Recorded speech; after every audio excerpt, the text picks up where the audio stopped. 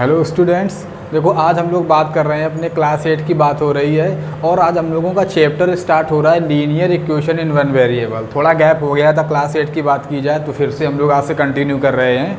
दो चैप्टर हम लोगों ने रेशनल नंबर पढ़े और जो भी जिसके भी डाउट हो वो पूछ लिया करो, उसका अलग से भी एक लेक्चर हो जाया करेगा, नो प्रॉब्लम।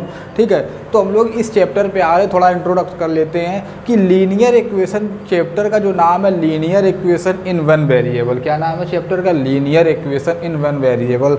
तो अगर हम लोग बात करें कि लीनियर इक्वेशन का क्या मतलब होता है, तो लीनियर इक्वेशन की हमने डेफिनेशन लिखी है, an equation between two variables and whose graph is plotted is in form of straight line. तो ये क्या लिखा है समझो थोड़ा इसको। लीनियर इक्वेशन का मतलब होता है कि एक इक्वेशन होती है। इक्वेशन क्या होता है? जैसे कोई भी थी, जैसे 2x + 5 = 7, हम लोग ये पढ़ते थे सिंप्लीफाई करना। ये क्या है जिसमें एक इक्वेशन का मतलब क्या होता है? इक्वलिटी होती, जो इक्वलिटी हम लोग बोलते हैं, इक्वलिटी से ही क्या बना है? इक्वेशन बना है। इक्वेशन का मतलब है कि इसमें इक्वलिटी का साइन हो और इधर कोई नंबर लिखा हो और आरएचएस में कोई नंबर लिखा हो, उसको क्या बोलते हैं? इक्वेशन होता है। इसके ब्रॉड मीनिंग भी होते हैं, बट अभी हम लोग क्लास 8 लेवल पे बात कर ले रहे हैं इक्वेशन का क्या मतलब है। एक इक्वलिटी इन्वॉल्व है और एलएचएस में कोई नंबर है और एलएचएस में भी कोई नंबर है।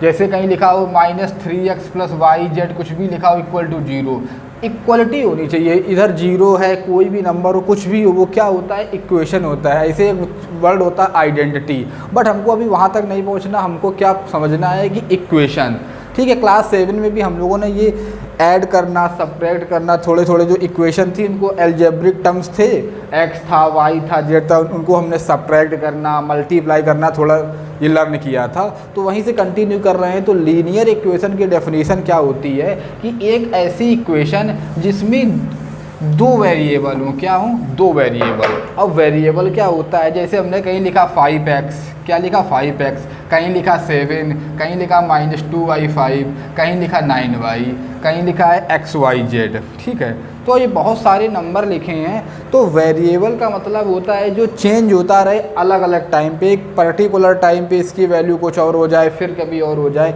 जैसे 7 है, 7 का मतलब 7 तो 7 है, ये तो नहीं कोई इसको 8 तो नहीं कहेगा कि या कोई इसको 0 पढ़े या कोई इसको 2/3 पढ़े। 7 को आप ऑलवेज क्या रीड करेंगे? वो तो 7 ही है। जैसे नंबर 5x लिखा तो 5 इज़ 5। x की वैल्यू आप चेंज कर सकते हैं, मतलब जो वेरी करे, जो चेंज हो सकता है। जैसे x की वैल्यू हमने कभी 0 रख दी, कभी 1 रख दी, कभी 2 रख दी, कभी -5 रख दी।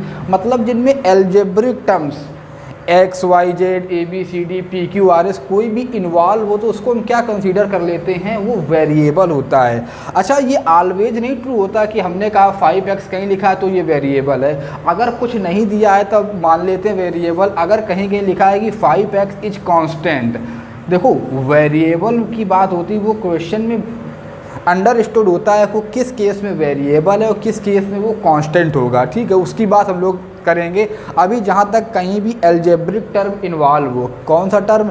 ए B C X Y Z P Q R S U V W, कुछ भी हो, तो उसको हम क्या कंसीडर करेंगे? उसको हम वेरिएबल कंसीडर करेंगे। और जो ये नंबर होते हैं 2/3, 9, -5, ये सब कैसे हैं? कॉन्स्टेंट टर्म है। क्या है? इनको हम कॉन्स्टेंट टर्म कंसीडर करते हैं। ठीक है, तो हम लोग जो अपना चैप्टर पढ़ रहे हैं इसमें लीनियर इक्वेशन की डेफिनेशन क्या थी? लीनियर इक्वेशन की डेफिनेशन थी कि जिसमें दो वेरिएबल हो। क्या है?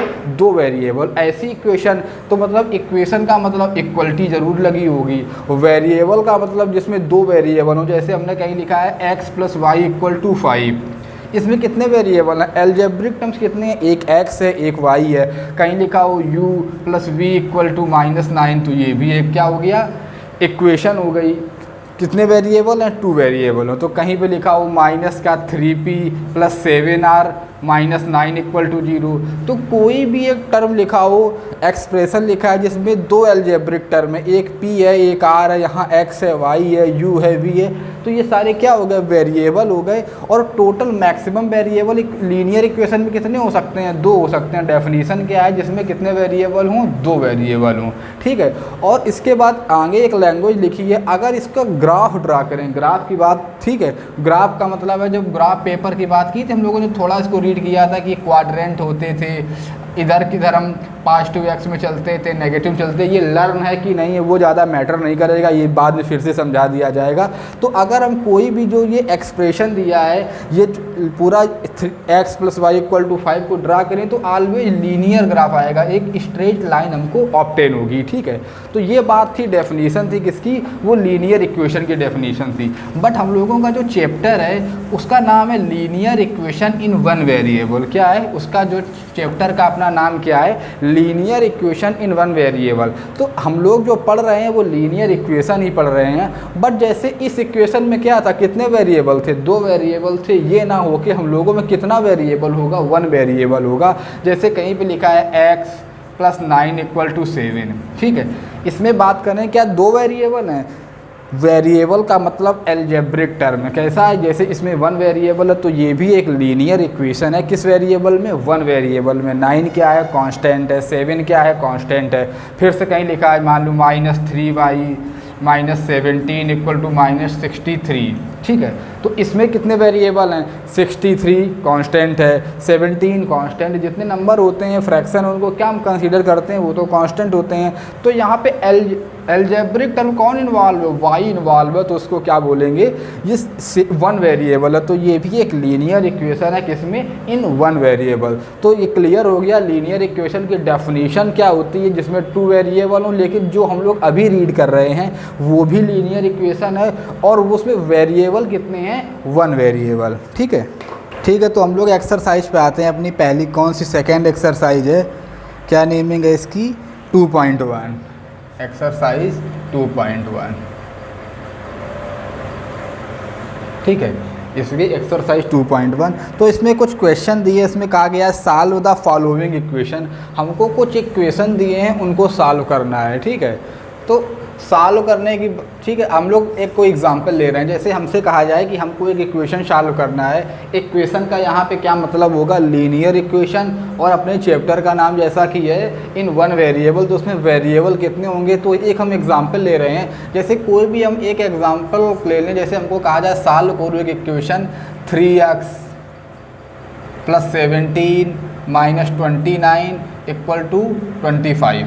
ठीक है, हम लोग कुछ एग्जांपल ले रहे हैं, एग्जाम्पल की हेल्प से हम लोगों को क्वेश्चन को सॉल्व करना है। अब आपको कैसी भी इक्वेशन दी हो तो सबसे पहले हम लोग फोकस करते हैं क्वेश्चन में वेरिएबल कितने हैं। क्या फोकस करते हैं कि क्वेश्चन में वेरिएबल कितने हैं। क्या जो इक्वेशन दी है, क्या ये इक्वेशन है, इक्वेशन है, क्योंकि LHS में एक टर्म है, RHS में टर्म है, इक्वलिटी भी लगी है, तो ये क्या हो गई, ये एक इक्वेशन है। और पूछा जाए ये किस फॉर्म की इक्वेशन है, क्या इसमें वो सिंगल वेरिएबल है। अगर किसी भी इक्वेशन में बाकी कांस्टेंट टर्म हो और एक वेरिएबल हो तो ये लीनियर इक्वेशन हो गई। कैसी हो गई, ये लीनियर इक्वेशन है। कैसी हो, इक्वेशन हो गई, अगर इसका डेफिनेशन बोली जाए ये लीनियर इक्वेशन है। और लीनियर इक्वेशन है तो किस फॉर्म की है, वो 2 वेरिएबल की है कि 1 वेरिएबल की है। तो यहाँ पे अलजेब्रिक टर्म केवल 1 है, तो क्या बोलेंगे, ये एक लीनियर इक्वेशन है इन 1 वेरिएबल। ठीक है, तो सबसे पहला तो यही होता है कि हम लोग जज करें कि जो इक्वेशन गिवन है वो कैसी है। तो ये 1 वेरिएबल है, बाकी क्या है, कांस्टेंट है। अब अगर हमको सॉल्व कैसे करते हैं कि कोई भी इक्वेशन हो, कितनी बिगर हो, स्मॉलर हो, उससे नहीं मतलब है। कि हम लोगों का जो प्रोसीजर होता है कि कोई भी इक्वेशन दी, जैसे यहाँ पे क्या दिया है 3x + 17 - 29 = 25। तो हम लोगों का जो प्रोसीजर होता है, हम लोग क्या करते हैं कि जो अलजेब्रिक टर्म होता है, ये अपने सिंप्लिसिटी के लिए करते हैं कि किसी को किसी भी साइड रखें, नो प्रॉब्लम। बट हम लोग क्या करते हैं कि जो अलजेब्रिक टर्म्स होते हैं, कौन से, जो अलजेब्रिक टर्म होते हैं, ये हम लोग जस्ट अपने माइंड में समझ लेते हैं, इसको कॉपी में ये नहीं कि आप शो कर देना है। जो अलजेब्रिक टर्म होंगे उनको हम इन जनरल कहाँ रखते हैं, LHS में। किधर रखा, LHS में।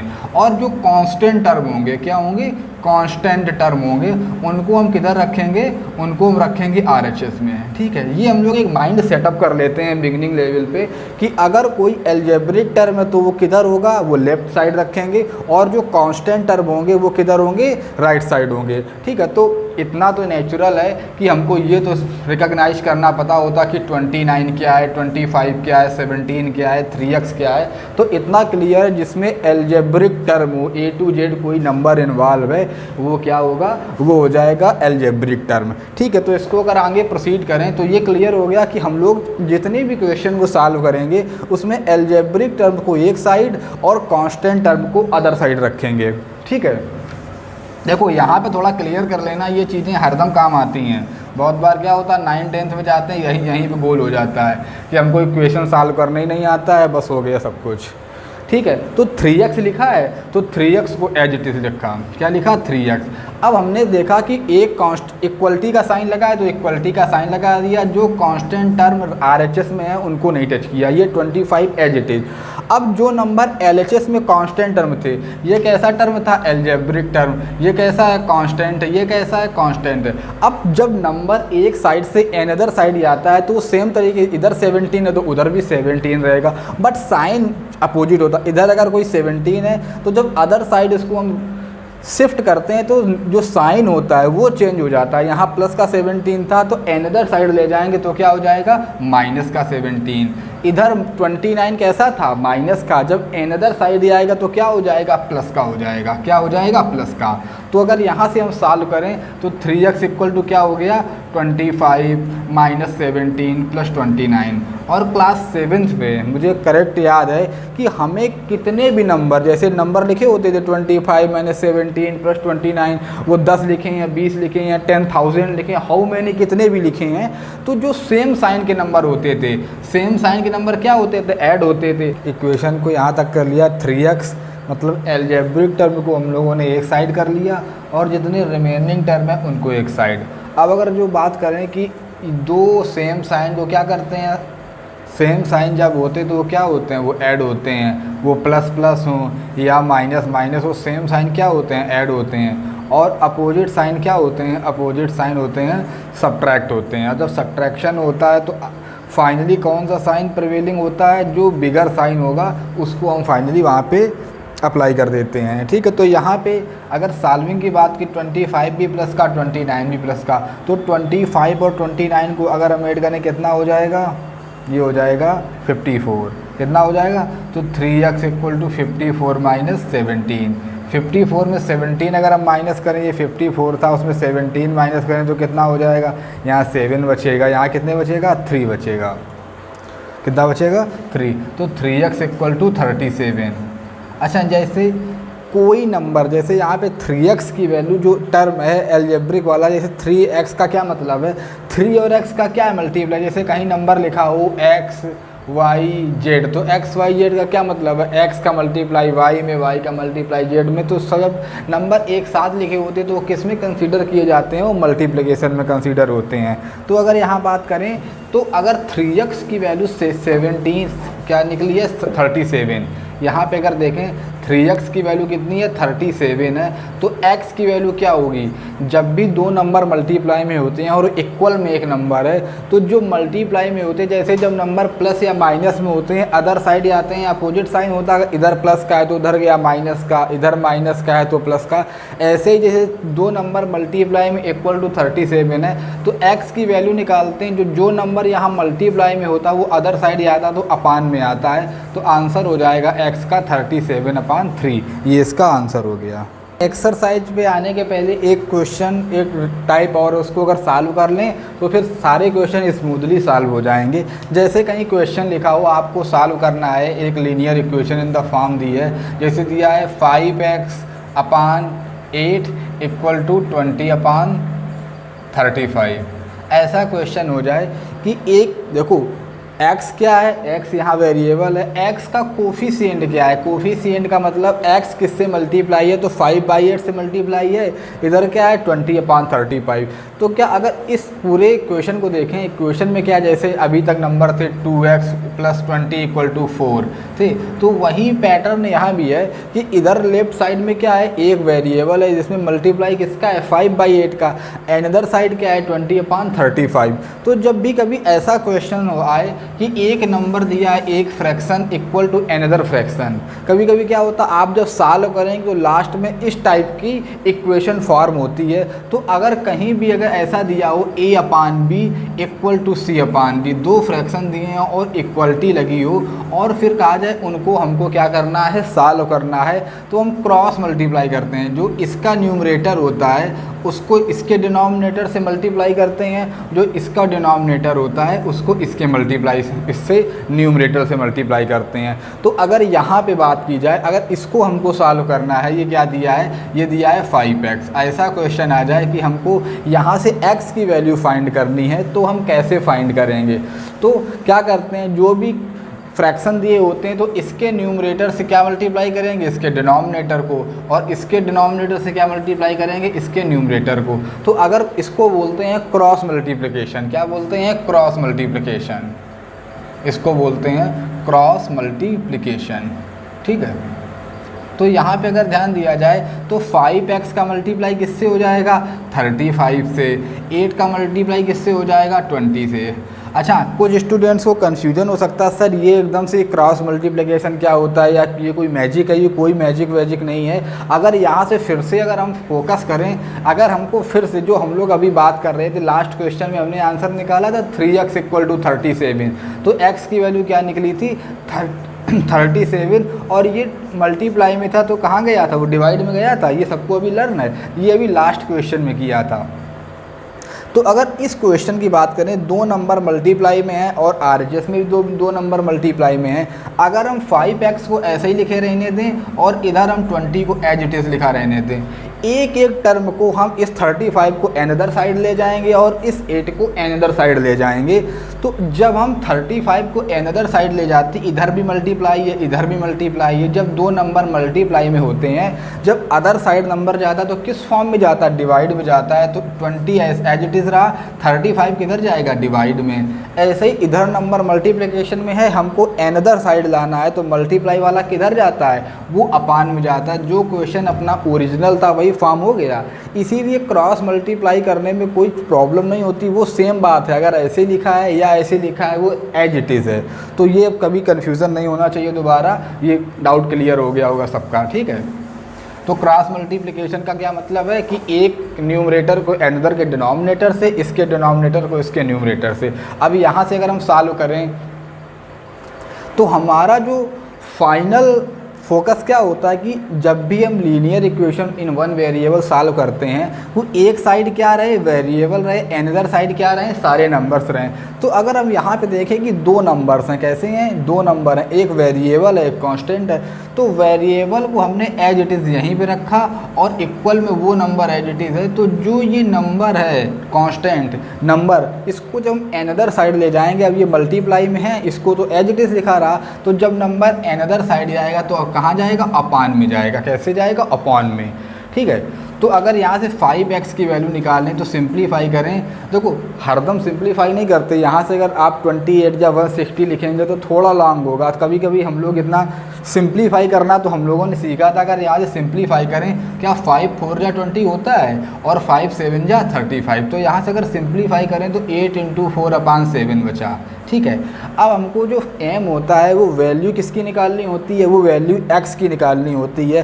क्या x के साथ 5 मल्टीप्लाई है, तो फिर से मल्टीप्लाई है। अगर हमको 5 को अनदर साइड ले जाना है तो ये कितना हो गया, 8 4 जा 32/7। अगर हमको ये 5 को अनदर साइड ले जाना है तो ये किस फॉर्म में जाएगा, यहाँ मल्टीप्लाई में है, अनदर साइड कैसे जाएगा, डिवाइड में। तो 7 को डिवाइड करेंगे, डिवाइड करने का क्या मतलब है, जो नंबर इधर न्यूमरेटर में है अनदर साइड कहाँ पे जाएगा, डिनोमिनेटर में जाएगा। तो यहाँ से x की वैल्यू आंसर आ जाएगा 32/70। 7 × 5 कितना हो जाएगा, 35। ये आंसर हो गया। देखो इस क्वेश्चन को हमने जैसे भी हम लोगों ने एक्सप्लेन किया है, हमने इसको 2 से 3 बार सुनना, वो क्लियर हो जाएगा क्रॉस मल्टीप्लिकेशन क्या होता है। दो नंबर मल्टीप्लिकेशन में जब अनदर साइड आते हैं तो वो कहाँ पे जाते हैं, अगर इधर न्यूमरेटर में है तो यहाँ पे जाके कहाँ जाता है, डिनोमिनेटर में। ठीक है, अब हम लोग एक्सरसाइज 2.1 पे आते हैं। यहाँ पे हम लोग अपने एक्सरसाइज पे आते हैं। एक्सरसाइज में बहुत ही सिंपल क्वेश्चन है। तो जब एक्सरसाइज स्टार्ट करने का मतलब है सब लोग पहले से क्वेश्चन को कॉपी में या लिख लेंगे। जो भी सबके पास एनसीईआरटी का ऐप रहता है, पीडीएफ रहती है, तो उसको पहले क्वेश्चन के में कॉपी में रीड कर लेंगे, राइट कर लेंगे। उसके बाद बोर्ड पे देखेंगे कौन सा क्वेश्चन में क्या हो रहा है। ठीक है, तो पहला क्वेश्चन है, सॉल्व करना है। फर्स्ट क्वेश्चन है x - 2 = 7।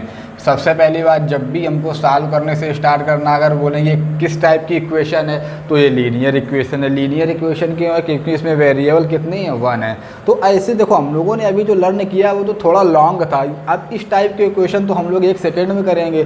तो यहाँ से अगर x की वैल्यू निकालनी, x को एक साइड 7 एज इट इज़ रहा, जो इधर का नंबर है ये -2 है, तो अनदर साइड आएगा कैसा हो जाएगा, तो प्लस का हो जाएगा, +2। तो x की वैल्यू कितनी आ जाएगी, 9 आ जाएगी। ठीक है, ठीक है। क्वेश्चन नंबर सेकेंड पे आते हैं। क्वेश्चन नंबर सेकेंड में फाइंड करना है y + 3 = 10। जब भी हम क्वेश्चन को स्टार्ट करते हैं सबसे पहले फोकस करते हैं उसमें वेरिएबल कितने हैं। तो अपने क्लास 8 के लेवल में कितने वेरिएबल होंगे, 1 वेरिएबल होगा। जो वेरिएबल होगा उसको एज इट इज़ रखेंगे, इक्वल का साइन लगाएंगे, RHS में जैसा नंबर लिखा एज इट इज़। 3 को इधर प्लस का 3 अनदर साइड होके क्या हो जाएगा, -3 हो जाएगा। तो y की वैल्यू क्या हो जाएगी, 10 - 3 7। तो ये तो जस्ट एकदम सिंपल क्वेश्चन है। कोई ठीक क्वेश्चन लेते, जैसे क्वेश्चन नंबर है 4th। Question number 4, question number 4 पे आया तो उसमें दिया है 3/7 + x = 17/7। देखो, जो ये लीनियर इक्वेशन को सॉल्व करना होता है इसमें सारे क्वेश्चन सेम टाइप के होंगे, इसमें कुछ चेंजमेंट नहीं होगा, वेरिएशन नहीं पॉसिबल है। इसमें डायरेक्ट क्या होता है कि वेरिएबल को एक साइड जितने भी वेरिएबल हों, x मतलब वेरिएबल का जो टाइप होगा वो सेम होगा। अगर कोई वेरिएबल जैसे कहीं लिखा है, एक इक्वेशन लिखी है x + 3x - 4x = 9, तो अगर कोई पूछे इसमें वेरिएबल कितने हैं तो एक ही कहेंगे, x यहाँ भी, x यहाँ भी, x यहाँ भी। वेरिएबल का मतलब होता है डिफरेंट एल्जेब्रिक टर्म्स। जैसे यहाँ x होता, यहाँ y होता, यहाँ z होता, तो हम कहते हैं 3 वेरिएबल हैं। जैसे एक इक्वेशन होती x - 2y + -4z = 7। तो इस क्वेश्चन में कहते हैं वेरिएबल कितने हैं, तो x अलग है, y अलग है, z अलग है। जैसे इस इक्वेशन में देखें, यहाँ भी x है, यहाँ भी x है, यहाँ भी x है, तो कितने वेरिएबल है, ओनली 1 वेरिएबल है। तो जो ये इनको क्या कि ये वेरिएबल के टर्म्स 3 है कि जो वेरिएबल x है उसका एक टर्म ये है, एक टर्म ये है, एक टर्म ये है, लेकिन वेरिएबल कौन सा है, यहाँ पे x है। ठीक है, इतना क्लियर हुआ होगा। ठीक है, तो जैसे अपना ये क्वेश्चन है, तो वेरिएबल हमको ये सॉल्व करना है, तो variable x as it is लिखा। क्यों? क्योंकि हम लोग जितने वेरिएबल है उसको LHS में कंसीडर करते हैं और RHS में जो नंबर दिया उसको एज इट इज़ रखा। इधर का जो नंबर था वो किधर जाएगा, RHS में जाएगा। इधर प्लस का 3/7, इधर क्या हो जाएगा, माइनस का 3/7। तो जब भी दो फ्रैक्शन को सॉल्व करते हैं, डिनोमिनेटर सेम है, तो कॉमन क्या हो जाता है, जो डिनोमिनेटर में है, और जो न्यूमरेटर को अंदर न्यूमरेटर से वही एप्लीकेशन अप्लाई करते, जो यहाँ माइनस लगा तो दोनों में क्या हो जाएगा, सब्ट्रैक्शन। 17 - 3, तो x की वैल्यू क्या हो जाएगी, 17 में 3 माइनस करेंगे 14/7, और 7 को इससे डिवाइड करेंगे, आंसर क्या आ जाएगा, 2 आ जाएगा। ठीक है, इतना क्लियर हुआ सबको। नंबर 6 पे आते हैं। इसमें जितने भी क्वेश्चन हैं जो हम लोगों ने एग्जाम्पल लिए थे वो थोड़ा ठीक था, ये बहुत ही सिंपल है, मोर देन रिक्वायर्ड सिंपल है एक्चुअली, फिर भी हम एक बार करा दे रहे हैं। क्वेश्चन नंबर 6 पे है, उसमें दिया है t/5 = 10। ठीक है, हम लोगों के जितने भी क्वेश्चन होंगे उसमें वेरिएबल कितना होगा, 1 होगा। यहाँ वेरिएबल क्या है, t। ऐसा कोई क्वेश्चन आ जाए एक फ्रैक्शन के इक्वल में एक नंबर है, तो उसको कैसे सॉल्व करते हैं, तो जो फ्रैक्शन लिखा है t/5 एज इट इज़, जो अनदर फ्रैक्शन होता है उसको क्या लिखते हैं, 10/1 लिख लेते हैं, 10/1। फिर क्या करते हैं, ये भी एक फ्रैक्शन, ये भी एक फ्रैक्शन, ये a/b का फॉर्म, ये c/d का फॉर्म, क्या करते हैं, क्रॉस मल्टीप्लिकेशन। ठीक है, तो t का 1 से मल्टीप्लाई करेंगे तो एज इट इज t आ जाएगा, और 5 का 10 से मल्टीप्लाई करेंगे क्या आ जाएगा, 50। तो t की वैल्यू क्या आ गई, वो 50 आ गई। ये आंसर हो गया। ऐसे क्वेश्चन नंबर 10 पे आते हैं। क्वेश्चन नंबर 10 पे सब लोग ध्यान दो। क्वेश्चन नंबर 10 है 14y - 8 = 13। तो जब भी क्वेश्चन को स्टार्ट करते हैं तो 14y एज इट इज़, क्योंकि ये वेरिएबल है, और 13 ऐसे, ये माइनस का 8 अनदर साइड आएगा, क्या हो जाएगा, प्लस का। 13 में 8 को ऐड करेंगे कितना हो जाएगा 21। तो 14y की वैल्यू कितनी आ गई यहाँ से, 14y की वैल्यू आ गई 21, और y की वैल्यू निकालनी तो क्या आ जाएगा 21 एज इट इज़। ये दोनों कैसे हैं, मल्टीप्लाई में हैं, तो अनदर साइड होके क्या हो जाएंगे, डिवीज़न में हो जाएंगे। यही क्या हो गया, आंसर हो गया। ठीक है, क्वेश्चन नंबर 12 पे आते हैं। क्वेश्चन और कर लेते हैं, फिर ये एक्सरसाइज एंड हो जाएगी। क्वेश्चन नंबर 12 पे आते हैं। क्वेश्चन नंबर 12 में क्या गिवन है, क्वेश्चन नंबर 12 में दिया x/3 + 1 = 7/15। ठीक है, तो हम लोगों का जो प्राइमरी फोकस होता है वो वेरिएबल को एज इट इज़ रखा LHS में, तो x/3 as it is, equal का साइन लगाया, 7/15 एज इट इज़, और ये 1 है जो अनदर साइड जाएगा क्या हो जाएगा, माइनस का। अब एक फ्रैक्शन में अनदर नंबर सेपरेट करना तो हम लोगों ने अर्लियर क्लास में ऑलरेडी इसको लर्न किया है। तो 7/15 में अगर हमको क्या माइनस करना है 1, तो इसके बहुत सारे मेथड हैं, तो मैं सबसे प्राइमरी मेथड बता दे रहा हूँ जो सबसे बिगनिंग में सीखा था, 7/15 एज इट इज़। तो सबसे सिंपलर वे क्या होता है, इसमें हमको 1 से सेपरेट करना, तो 1/1 लिख सकते हैं। 1/1 का क्या मतलब हुआ, 1 हुआ, तो हमको डिनोमिनेटर सेम बना लेते हैं। बिगनिंग क्लास में क्या करते थे, अगर हमको एक नंबर है जैसे a/b है, इसमें अगर किसी नंबर से मल्टीप्लाई करते हैं, इसमें करते हैं 4 से, और डिनोमिनेटर में भी 4 से करते हैं, तो नंबर चेंज नहीं होता, क्योंकि 4 से 4 को डिवाइड करोगे क्या आएगा, 1 आएगा। तो सबसे सिंपलर वे क्या होता था, एक नंबर को अनदर नंबर से सब्ट्रैक्ट करने का, कि डिनोमिनेटर सेम कर देते। तो 1 में भी मल्टीप्लाई किया 15 का, और डिनोमिनेटर में भी मल्टीप्लाई किया 15 का, तो ये कितना हो गया 15/15। उसके बाद क्या हुआ, x/3 से तो कोई मतलब नहीं हो, तो LHS में एज इट इज़ रहेगा। डिनोमिनेटर दोनों के सेम हो गए, तो 15 लिख लिया। यहाँ पे क्या लिखा, जो न्यूमरेटर में जो भी एप्लीकेशन या ऑपरेशन था माइनस था, तो माइनस इसका न्यूमरेटर 7, इसका 15, x/3 ऐसे ही लिखा रहा। 7 में 15 माइनस करेंगे, दो अपोजिट नंबर के साइन है, एक प्लस का एक माइनस का, तो क्या होंगे, सब्ट्रैक्ट होंगे। सब्ट्रैक्ट 15 में 7 माइनस करेंगे 8 आएगा, लेकिन साइन किसका बिगड़ है, नेगेटिव का, तो नेगेटिव लगा दिया, = 15 हो गया। अब फिर से वही फॉर्म हो गया, a/b = c/d फॉर्म। जब भी कहीं a/b = c/d का फॉर्म होता है और हमें सॉल्व करना होता, तो हम लोग क्या करते हैं, क्रॉस मल्टीप्लिकेशन करते हैं। इस नंबर को मल्टीप्लाई किया, x × 15 = 3 × -8। अब माइनस साइन को बाहर ही ले रखते हैं ऑलवेज, तो ये हो गया 15x = 24, और यहाँ से x की वैल्यू निकालनी है, तो माइनस का 24 एज इट इज़, और ये दो नंबर मल्टीप्लाई में जब अनदर साइड जाते तो कहाँ हो जाते हैं, डिवाइड में। इसको और भी सिंप्लीफाई कर सकते हैं, 24 और 15 को, इसको सिंप्लीफाई करें तो 3 8 जा 24, 3 5 जा 15। तो अगर और भी सिंप्लीफाई करें तो ये हो जाएगा -8/3 आंसर हो जाएगा। ठीक है, तो ये बहुत बिगिनिंग में जो हम लोगों ने एग्जाम्पल लिए थे वो ज़्यादा इंपॉर्टेंट थे, उनको 2-3 बार वॉच करोगे तो ज़्यादा क्लियर होगा।